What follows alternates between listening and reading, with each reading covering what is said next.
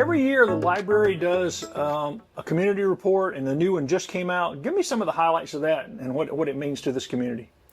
Okay, well, Greg, part of the reason we put out the community report is to be accountable to our county patrons and the people who use us. So we are funded by taxpayer money, so we want to make sure that we are showing people the good things that are happening at the library and how we are using those funds to better our community. So, having said that, if you look through the report, there's a lot of data in here. I love data showing, how many people are visiting, how many people have library cards, how many checkouts we have, all of those kinds of things. And our numbers have really increased from the 2023 year to the 2024 year. And one highlight statistic for that is that the number of people who have attended coming to our buildings, the 9 library buildings we have in Anderson County, is almost 40% over last year. And there are a lot of factors that go into the 40% increase, including our programming, our meeting rooms. All of those things are more widely attended. But one point I want to make today is that during the devastating hurricane, during Helene, there were a ton of people who came in and used us to charge their phones, their laptops, just come into the air conditioning. It was so hot. Nobody had power for, that period of time. Another big thing that brought people in was early voting. We had early voting at some of our locations, and that was widely used by people in our community, and they came to the library, and a benefit of that is that they saw what we were doing. They might have gotten library cards, etc. We have one in Anderson downtown. We also have one at the Westside Community Center, Belton, Honeypath, Iva, Williamston, Pendleton, Powdersville, and Piedmont.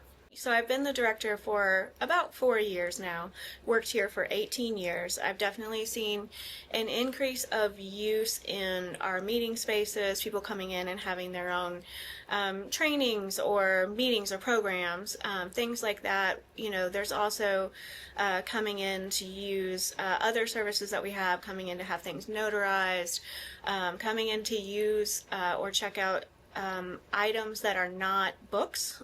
So one thing we've increased drastically is our Leap Station items, which are non-traditional. So if you want to go to a state park, we have state park passes you can check out. If you want to use a fishing pole, we have fishing poles. If you want to take a chess set home and play chess with your family for a week, you can do that here. So all of those different kinds of things that we have to help keep the library relevant to the Anderson community. We have a lot of students and tutors who come in to tutor kids at school. We've also seen an increase in use from Anderson University or Tri-County students.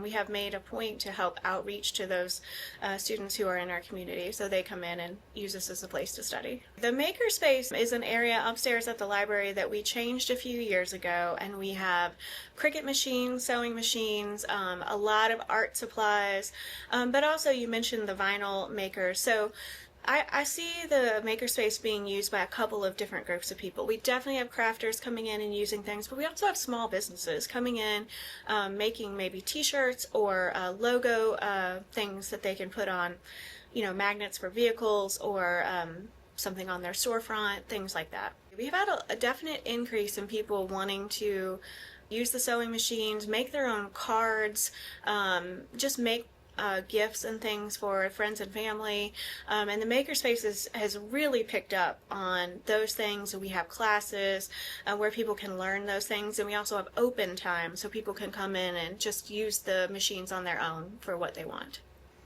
You mentioned the non-traditional. I think people now pretty much are aware that it's not just books and stuff, but how has that been a challenge for the budget? Because a lot of that stuff's more expensive than just paper and ink was, right? Yeah, it's definitely something we have to look at, and we have to allocate, still a relatively small part of our budget to those kinds of items. But, we can sort of look at how much is being checked out and weigh, what's working, what's not working from year to year. So it's working. One thing we've really increased are the number of passes. So if you want to take your kids to the Children's Museum in Greenville, we have increased the number of passes that are available for you to do that, and hopefully save you a lot of money by providing those. So our audiobook use is definitely increased, and the main place that those are increased are digitally. So we offer Libby and Hoopla, where people can check out, the digital ebooks or audiobooks, but the number of people checking out audiobooks continues to increase every year.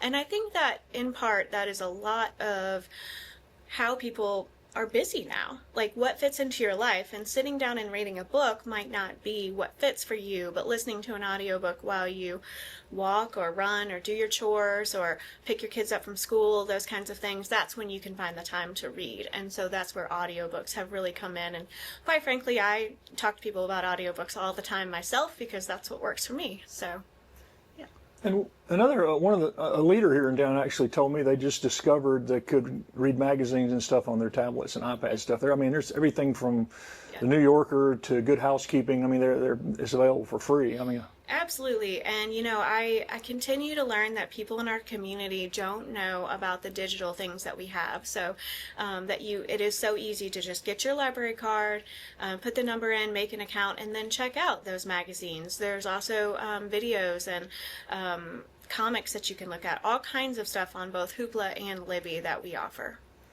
y'all have had to do a lot of upkeep and upgrades over the past year, right? At the branches, you've done some. We have. So one point of focus for us is to make our buildings more welcoming to the community. So you'll see some improvements here at the main library, including the carpet, signage, desks. Honey Path just had a really nice upgrade over there. What we tried to do was keep the feel of the old Carnegie building in the renovation process over there, and I think it's turned out really nicely. The year before that was Belton had their upgrade, so we're just continuing to try to make things feel like a space people want to be in. And speaking of that, this year Iva's is starting to look like a library. I had progress down there. I was so excited. I was there last week, and they've got the windows in, and it's really looking like it's going to be a nice, modern but cozy space over there. And I'm really excited. And being downtown on the square there is a pretty big deal. Huge, I think. We were kind of off the beaten path before, and some people didn't know we were there. And so this is right front and center, and there's going to be a nice meeting room. There's going to be a great children's area. It's going to be really nice, I think, for the community.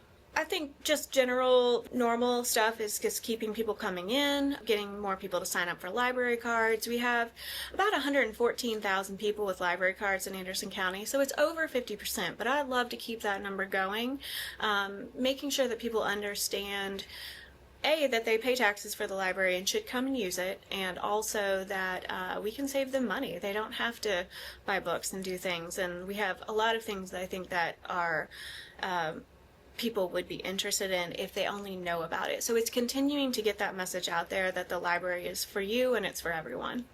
And it seems like I've been surprised that no matter what time of day I've come in here for something, there's some children's storytelling going on. You can hear children laughing and applauding. Yes. And our children's department is very busy, and we have story time almost every day of the week, and often 2 story times every day of the week, and children's afternoon programs and programs on Saturdays.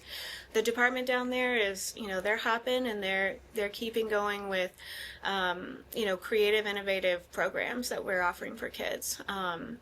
Also, this year, in part of a challenge, we are working on getting story time and programs out to all of our locations so that there are story times at our smaller branches as well as our larger ones.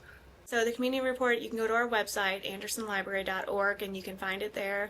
We also have printed copies at every location. If you prefer a printed copy, just come pick one up. I'm also happy to talk to people about what they see in the community report or any other things that they might have that they would love to speak to me about personally. And if anybody has missed getting a library card, what do they need to do? All you need to do is get a library card, is live in Anderson County, bring in your photo ID, and we'll get you a card. You can also fill out the application online, and we will issue you a temporary 30-day card so that you can access our digital offerings, and then just come in those 30 days, bring your picture ID, we'll update your card, full 2-year access, and go from there.